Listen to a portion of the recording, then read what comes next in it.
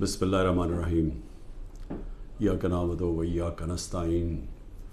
میرے پاکستانیوں، میں جو آج آپ سے بات کرنے لگا ہوں وہ کل ایک ISPR کی پریس کانفرنس ہوئی اور اس کے اندر انہوں نے ایک دو باتیں کہیں تو میں مجبور ہوں کہ میں آج اپنی قوم کے ساتھ بات کروں۔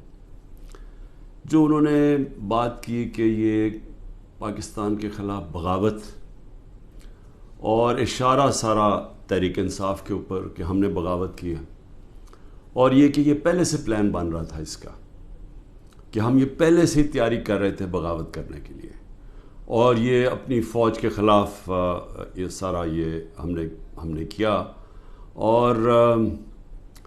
اور جس طرح کی وہ بات کی گئی مجھے ایک بڑی تکلیف ہوئی اس کی۔ تو میں نے کہا کہ میں آج اپنی قوم کے سامنے ذرا 2-3 پوائنٹ رکھوں، کیونکہ جب ایسی بات کی جاتی ہے تو اس کا جواب دینا بڑا ضروری ہے۔ دیکھیں، اب یہ موقف آ گیا ISPR کا اور پاکستان کی اسٹیبلشمنٹ کا کہ تحریک انصاف نے بغاوت کی۔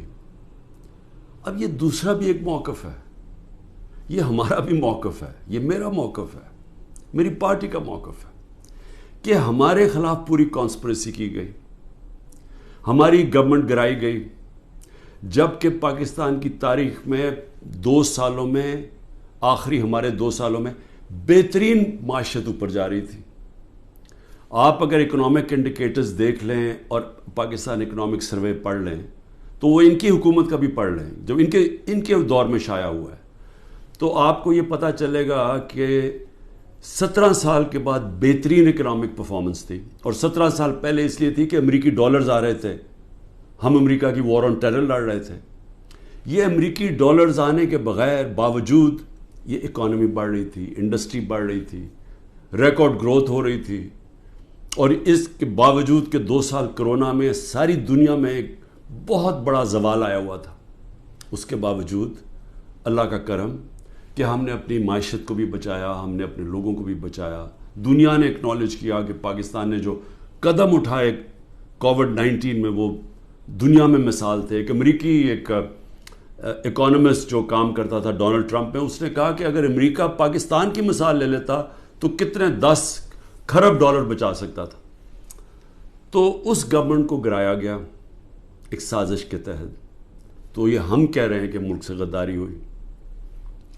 اس کے بعد 25 مئی کو ہمارے ساتھ جو ہوا، کسی پولیٹیکل پارٹی سے ایسا نہیں ہوا کہ وہ لانگ مارچ کر رہی ہے اور 2 دن پہلے گھروں میں گھس کے اٹھائے جا رہے ہیں لوگ، کتنے ہزار گھروں میں پولیس گھسی رات کے صبح کے 3 بجے۔ یہ پہلی دفعہ کسی پارٹی سے ایسے ہوا۔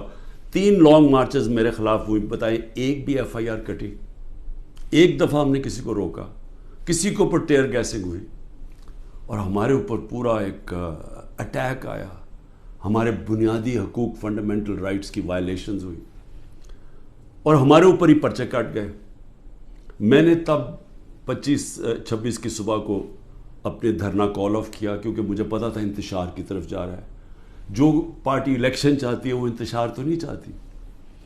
تو اس کے بعد ہمارے اوپر یہ نہیں ہوا کہ سستیاں کم ہوئیں، جب ہم 30 بائی الیکشنز جیت گئے 37 میں سے، باوجود اس کے کہ پوری اسٹیبلشمنٹ کی سپورٹ تھی یہ 12 جماعتوں کی، میرے اوپر قاتلانہ حملہ ہوا، مجھے قتل کرنے کی کوشش کی گئی، میں اپنی FIR نہیں کٹوا سکا۔ یہ بھی سازش تھی، کیونکہ وہ طاقتور لوگ بیٹھے ہوئے تھے، میں کچھ نہیں کر سکا۔ پھر جو JIT بنی پنجاب کی ہماری گورنمنٹ تھی، اس نے جو چیزیں سامنے لے کے آئیں، جب وہ چیزیں سامنے آ رہی تھی کہ 3 شوٹر تھے ایک کی بجائے، وہ JIT کو سیبوٹاج کیا طاقتور لوگوں نے۔ سازش تھی، کیوں نہیں ان JIT کو چلنے دیا۔ اس کے بعد ہمارے اوپر میرے گھر پہ حملہ ہوتا ہے۔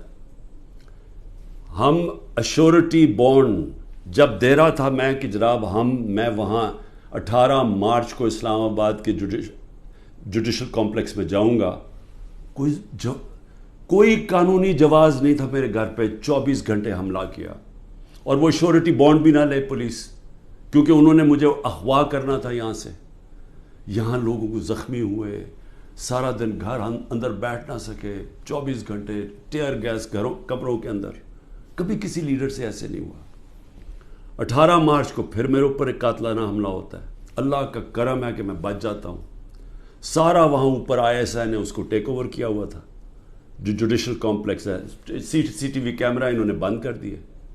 پوری تیاری تھی کہ عمران خان کو قتل کرنا تھا وہاں. وہ اللہ نے ایسا کرم کیا کہ وقت میں ہم باہر نکلے، اگر اندر چلے جاتے تو دروازہ بند ہو جاتا تو ختم تھا. وہاں بچا میں. اس کے بعد اگلے دن یہاں، 2 دن کے بعد 3 دن کے بعد ادھر ایک اور مرتضیٰ بھٹو ٹائپ قتل کرنا تھا. وہ مجھے پہلے پتہ چل گیا، میں نے ٹی وی پہ چلا گیا، وہ رک گئی بات. تو سازش تو کیا ہو رہی تھی؟ سازش یہ ہو رہی تھی کہ ایک پارٹی جو جیتنے جا رہی تھی الیکشن، اس کو پارٹی کو ختم کرنے کے لیے لیڈر کو ختم کرنا تھا. اور پلان تب سے ہی بنا ہوا تھا. کیسز شروع ہو گئے تھے مہینوں کے اندر. جیسے 70 سال میں ایک آدمی کے اوپر ایک کرمنل کیس نہیں ہوتا، چند مہینے میں آج 170 سے زیادہ کیس ہو چکے ہیں. یہ یعنی کون سا انصاف کا تقاضا ہے کہ ہر قسم کا جو ہر دوسرے دن کوئی نیا کیس ہو جاتا ہے. سارا میرا وقت ایک عدالت سے دوسری عدالت میں لگتا ہے.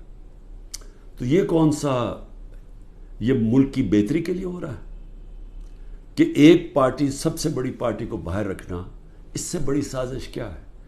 جمہوریت، سب سے بڑی پارٹی کو ختم کرنے کا مطلب جمہوریت ختم کرنا ہے، اور جمہوریت ختم کرنے کا مطلب آزادی ختم کرنا ہے.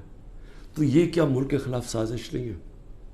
اور پھر جو 9 مئی کو ہوا، اب ISPR صاحب کہہ رہے ہیں کہ جناب 9 مئی کو جو ہوا ہے وہ ایک بڑی سازش چلتی آ رہی تھی، تو وہ سازش سامنے آئی، بغاوت.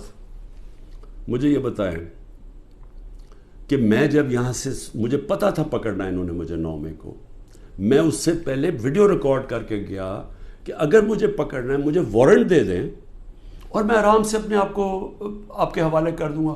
کوئی ضرورت نہیں ہے کہ یہ جو میرے گھر کے باہر ہوا کہ پولیس، 1000 پولیس اور رینجرز اٹیک کر رہے ہیں.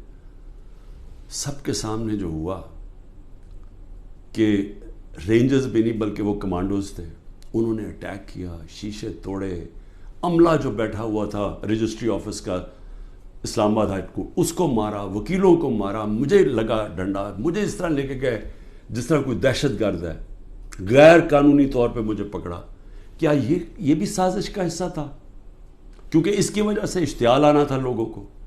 اور ہمارا موقف یہ ہے کہ اس کو استعمال کر کے ایک پورا کریک ڈاؤن کیا گیا جو پہلے سے پلان تھا. ہو ہی نہیں سکتا کہ 2 دنوں کے اندر آپ 10,000 لوگوں کو جیلوں میں ڈال دیں پکڑ کے، جب سے پہلے سے پلان نہیں بنا ہوا تھا.